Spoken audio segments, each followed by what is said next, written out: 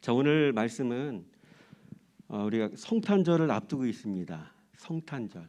그래서 예수님이 이 땅에 탄생하신 날들을 우리가 이미 머릿속에 기억을 하고 있고, 그런 말씀들이 어디에 기록되어 있는 부분까지도 우리가 잘 알고 있습니다.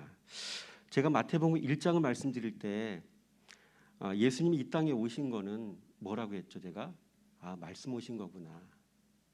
그래서 마태복음 1장은 말씀 오셨다, 2장은 말씀 알아봐라, 이렇게 순서가 진행되죠. 이 땅에 예수님이 오심은 곧 말씀이 오심입니다. 그리스도 예수가 말씀이시기 때문에. 그런데 우리가 한 가지 알아야 될 사실이 있는데, 이 말씀이라는 건요, 이 말씀의 세계에 들어가는 건 진입장벽이 굉장히 높다는 거예요. 그렇죠? 아무나 들어갈 수가 없어요. 그리고 이 말씀의 세계에 들어가는 건요, 샛길이 없다는 거예요. 샛길, 사이드 길이 없다는 거예요. 그렇죠? 진입장벽이 높고 샛길도 없고, 그리고 빨리 갈 수도 없더라고요. 빨리 갈 수가 없어요. 10시간을 말씀 앞에 서 있으면 100분의 1 정도 한 步 앞으로 나가는 것밖에 안 되더라고요. 이게 진입장벽이 높고 샛길도 없고 인내가 필요하고, 이 조건에 합당하게 이제 이 모든 이 세 가지 장애들을 뛰어넘고 앞으로 나아갈 수 있는, 말씀 앞으로 나아갈 수 있는 사람은 어떤 사람이겠습니까? 착하고 좋은 마음을 가진 사람.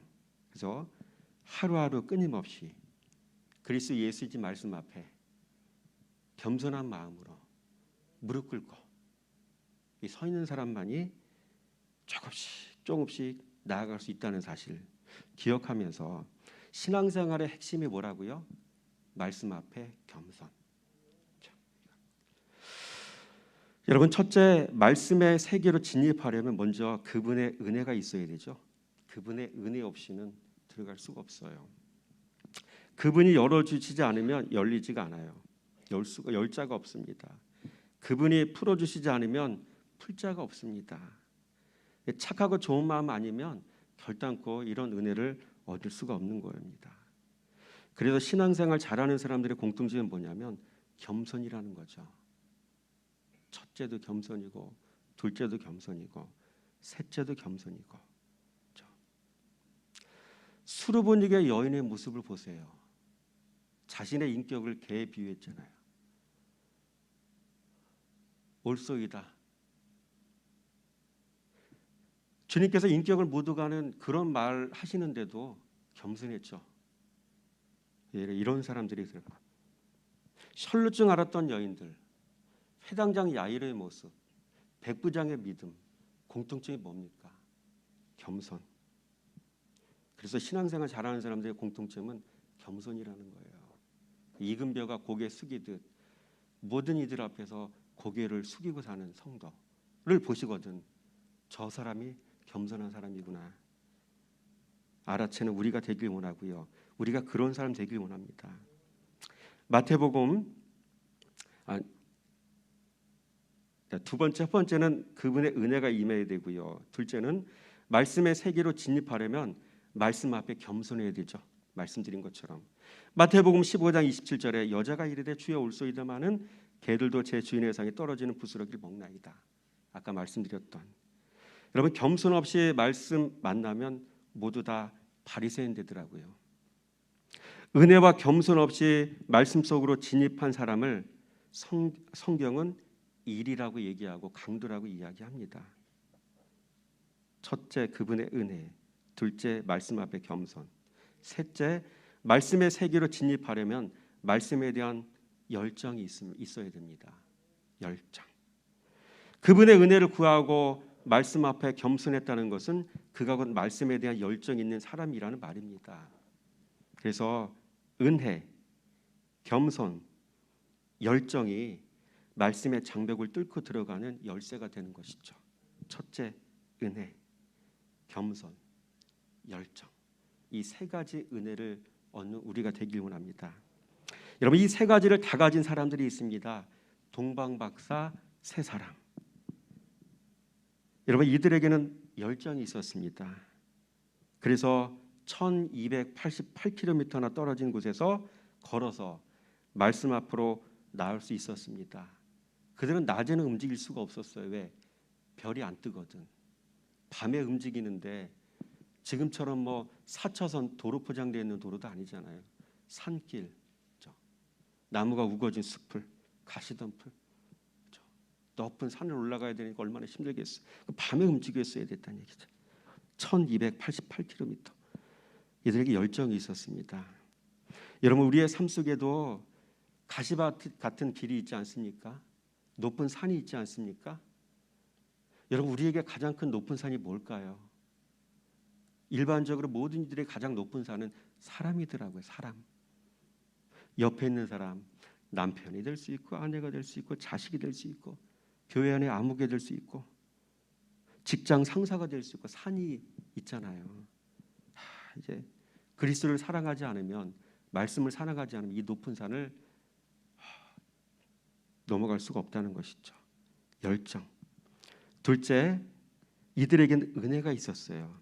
그분이 유대인의 왕이심을 알 수 있었던 이 말씀에 대한 바른 지식은 그분의 은혜 없이는 알 수 없는 지식이었던 거죠. 여러분, 말씀이 그리스도 예수십니다라는 거, 이게 신앙생활 가장 중요한 관문이거든요. 이걸 모르면 말씀 앞에서 자세가 안 잡혀요.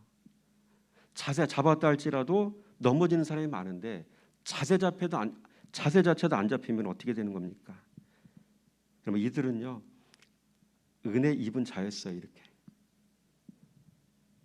마지막으로 이들에게는 겸손이 있었더라고요. 이들이 아기 예수를 발견하고 아기께 엎드려 경배했다는 것은 말씀이신 예수 앞에 겸손했기 때문입니다.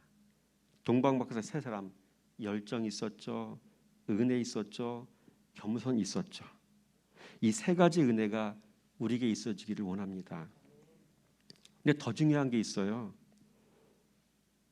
이 동방박사는 황금과 유향과 모략을 가지고 저 먼 동방 땅에서 왔다는 거는, 여러분, 보통 가구 가지고는 안 되는 거예요. 보통 믿음 가지고는 안 되는 거라고요. 근데 그렇게 준비해서 어렵게 이렇게 와서 예수님 직접 눈으로 목도했죠.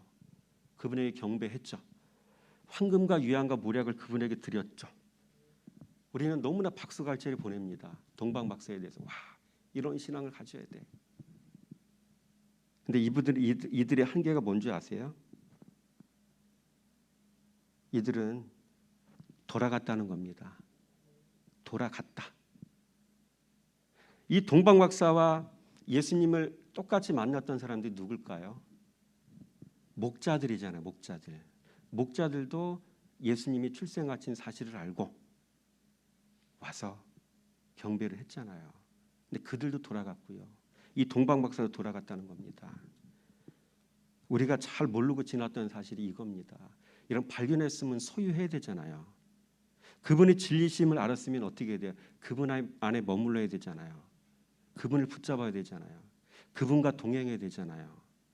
여러분, 이 시대에 역사적 사실로 오신 그리스도 예수 다 알고 기뻐합니다. 근데 한 가지 사람들이 못하는 게 있어요.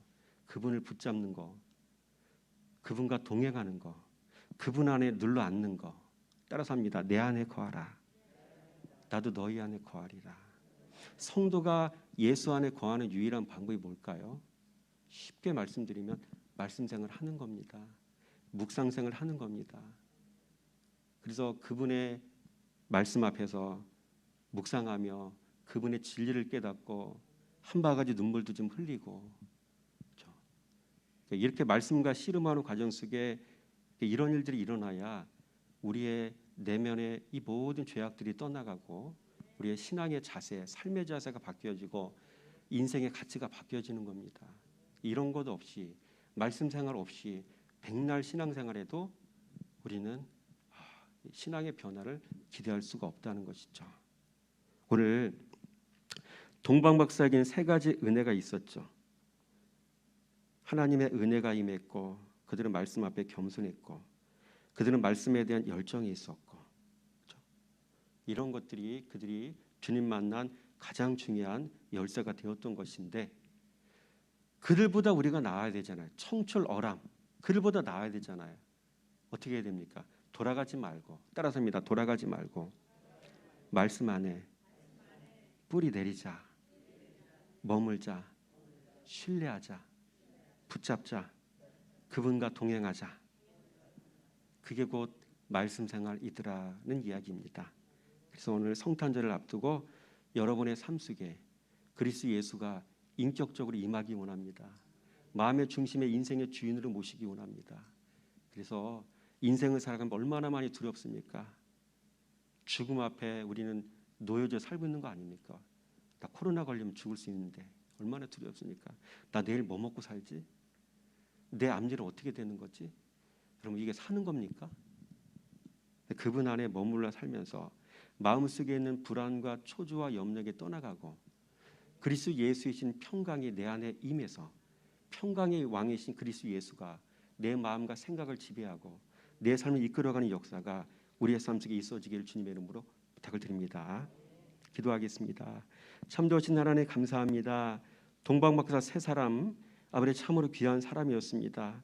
아버지 그들에게는 하나님께로부터 은혜가 임하였었고 아버지 그들은 말씀 앞에 겸손한 사람이었고 말씀에 대한 열정이 있었기에 결국 말씀의 장벽을 뚫고 들어가 그리스도 예수를 볼 수는 있었습니다.